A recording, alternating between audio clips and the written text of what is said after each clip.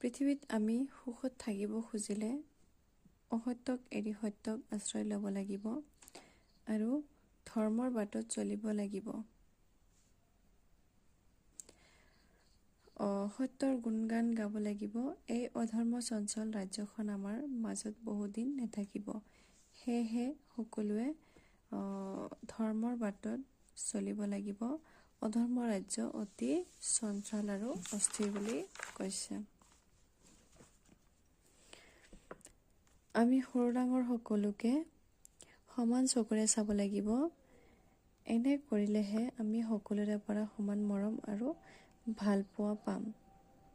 আমি সকলোৱে সদায় সত্য কথা ক'ব লাগিব আৰু মিছা এৰাই চলিব লাগিব। কথা ক'ব লাগিব আৰু মিছা এৰাই চলিব লাগিব।